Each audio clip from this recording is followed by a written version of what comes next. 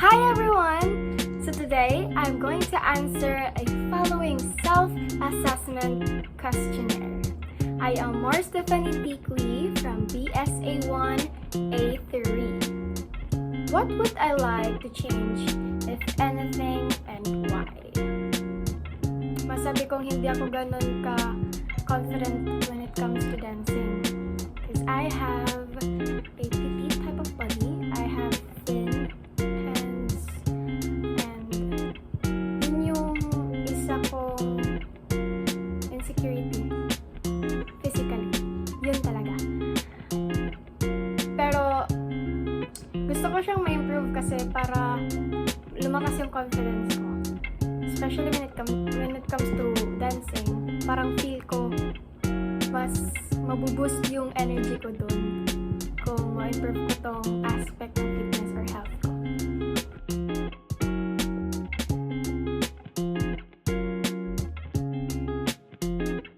For me, yung nakakahinder sa akin na ma-facilitate yung behavior ng change na to is yung what is going on in my life that would facilitate behavior yung nagiging change.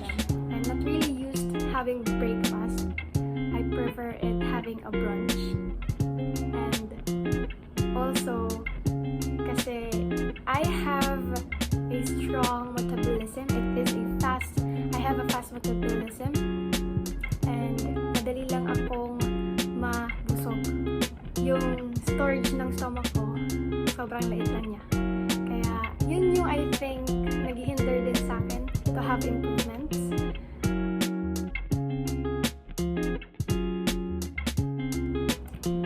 Masasabi kong I am moderately active.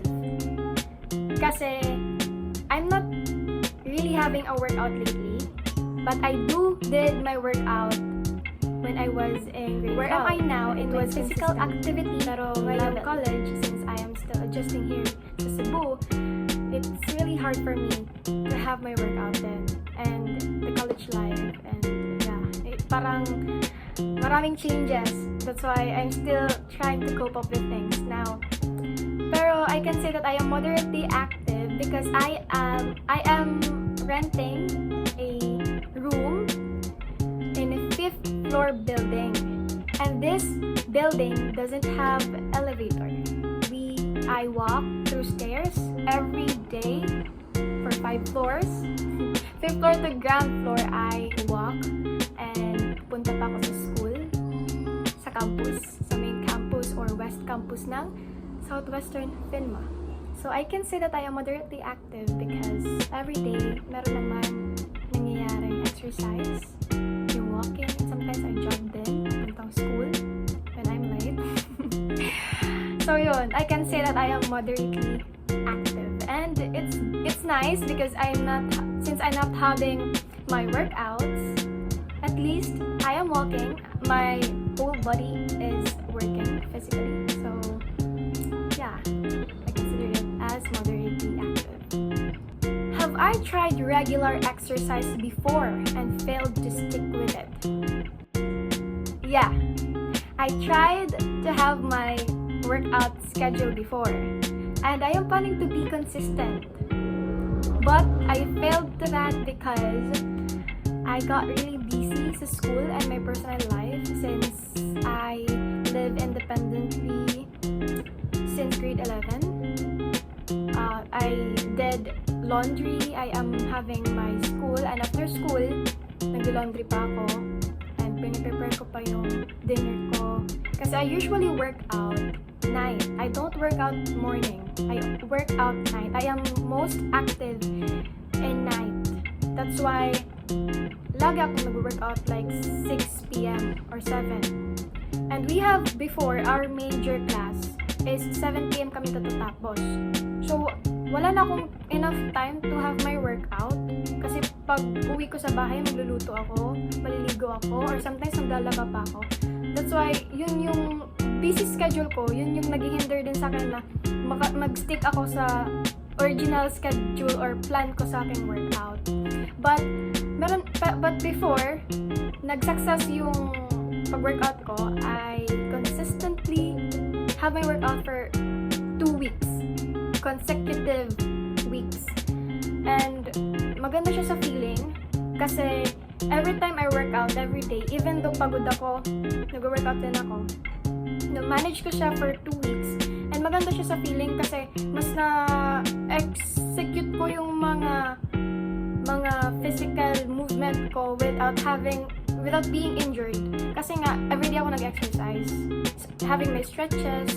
That's why, yun yung reason why madali sa akin sumayaw. Kasi nakaka-warm up yung body ko. Kasi everyday naman ako nag-exercise. Yun yung pinakamagandang advantage talaga ng exercise daily. And, yeah, before, nag-fail din ako to be consistent with my schedule.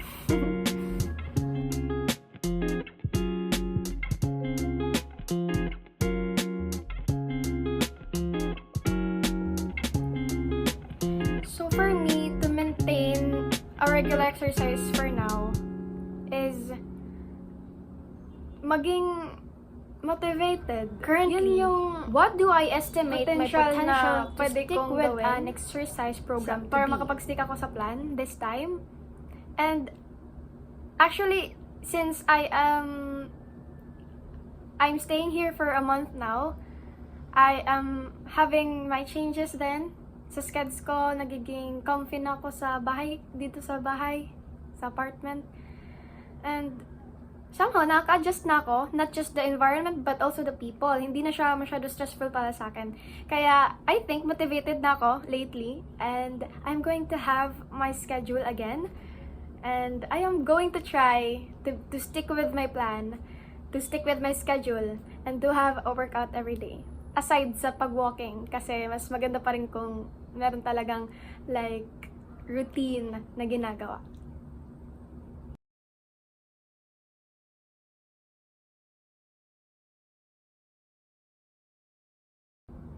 Yung personal needs ko is, right now, na gusto ko talagang ma-achieve, is to have a good physical physique.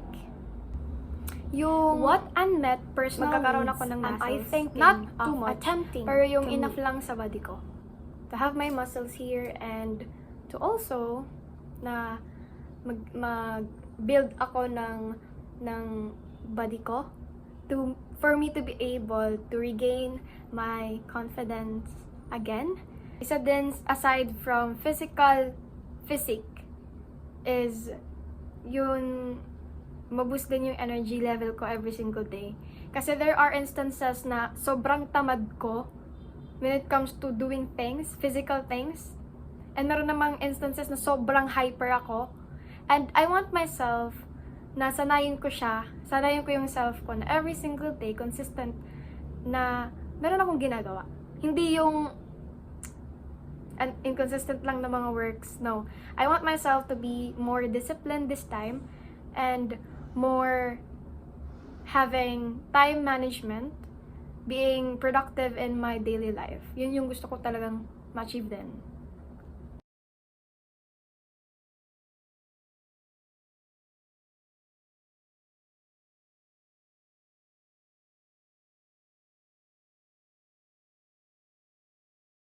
So for me, yung positive effect ng exercise na makaka-alter ng what is it about my body and my mind or unhappy that I am unhappy with that could be positively affect that when having exercising regular, you feel more motivated and nabuboost niya yung energy levels mo. There are times that I am really having my anxiety a lot, especially nung first week ko dito. There's a lot of uncertainties, pero nag-try ako once to have my exercise and somehow nalasan niya yung anxiety ko kasi parang busy yung mind ko having workout. Hindi siya naisip na I'm having an anxiety. Parang ganun. Somehow having an exercise na nabuboost niya yung happy, yung endorphins mo, parang nabuboost niya talaga yung energy levels mo. I think yun yung positive impact ng exercise sa mind and body ko. Since busy yung mind ko to do workout, yung body ko naman, it is working din. Both of them, parang nagkakaisa sila sa isang work. Kaya hindi siya ganun ka-draining. Kasi parang yung sarili ko is working on something na meron din akong, alam ko din sa sarili ko, na meron din akong makukuha. Yun yung positive impact ng exercise. So that's all. I've answered all the assessment questions. And I hope na share ko talaga yung personal experiences ko and also yung little bit knowledge ko about exercise.